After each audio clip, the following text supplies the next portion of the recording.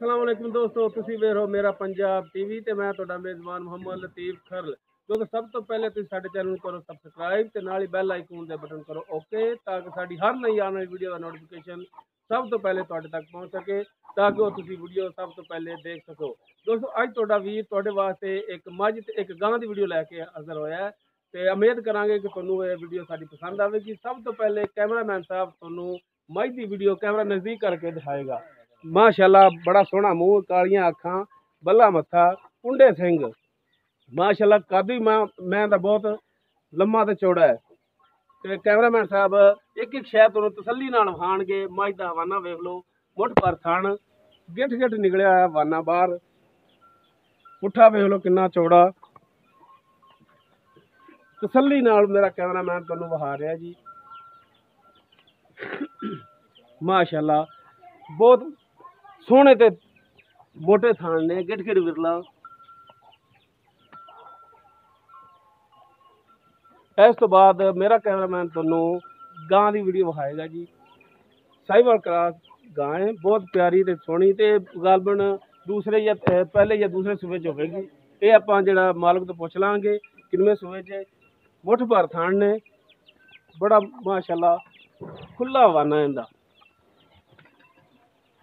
Cameraman साहब बड़े expert ने ते तसल्ली नाल बड़ी तफसील नाल तुहानूं जिहड़ा ना दिखाणगे। मेरे बोलण दी ज़्यादा जरूरत भी नहीं पैनी, तुसीं आप अखां वाले हो, तुसीं आप वेख लोगे। ते हुण आपां जिहड़ा मालक नाल करने जी इन्हां दे बारे गलबात। आओ जी भाईजान। अस्सलाम वालेकुम जी। वालेकुम सलाम। की नाम दा? मोहम्मद तारक जी। अच्छा जी, तारक साहब जिहड़ी आपां मझ वेखी ओ किनवें सूबे च?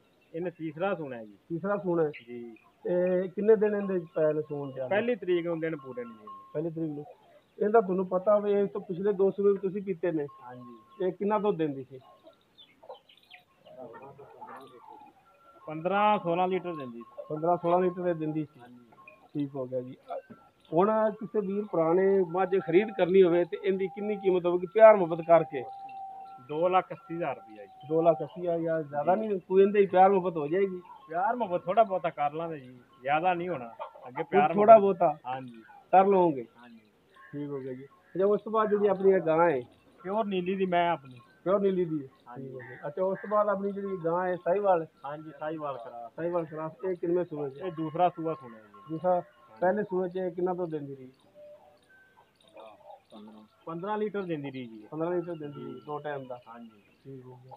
ਇਸ ਦੀ ਕਿੰਨੀ ਕੀਮਤ ਹੋਵੇਗੀ? 1,65,000 ਜੀ। 165। ਕੋਈ ਇਹਦੇ ਚ ਕੋਈ ਕਮੀ ਪੇਸ਼ੀ, ਕੋਈ ਪਿਆਰ ਮੁਹੱਬਤ? ਥੋੜੀ ਬਹੁਤੀ ਗੁੰਜਾਇਸ਼ ਕਰ ਲਾਂਗੇ, ਜ਼ਿਆਦਾ ਨਹੀਂ। ਦੂਰੋਂ ਵੀ ਬੰਦਾ ਆ ਸਕਦਾ ਹੈ ਲੈਣ ਵਾਸਤੇ? ਕੋਈ ਵੀ ਮਸਲਾ ਨਹੀਂ ਜੀ, ਆਪਣੀ ਘਰ ਦੀ ਹੈਗੀ ਜੀ। ਇਹਦੇ ਚ ਵੀ ਆ ਜਾਏਗਾ ਪਿਆਰ ਮੁਹੱਬਤ।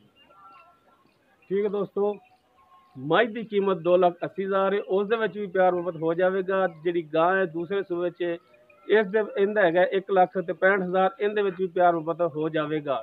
ਸਾਡੀ ਇਹ ਵੀਡੀਓ ਤੁਹਾਨੂੰ ਪਸੰਦ ਆਵੇ, ਸਾਡੀ ਵੀਡੀਓ ਨੂੰ ਲਾਈਕ ਕਰੋ, ਸ਼ੇਅਰ ਕਰੋ, ਆਪਣੇ ਕਮੈਂਟਸ ਦਾ ਇਜ਼ਹਾਰ ਕਰੋ।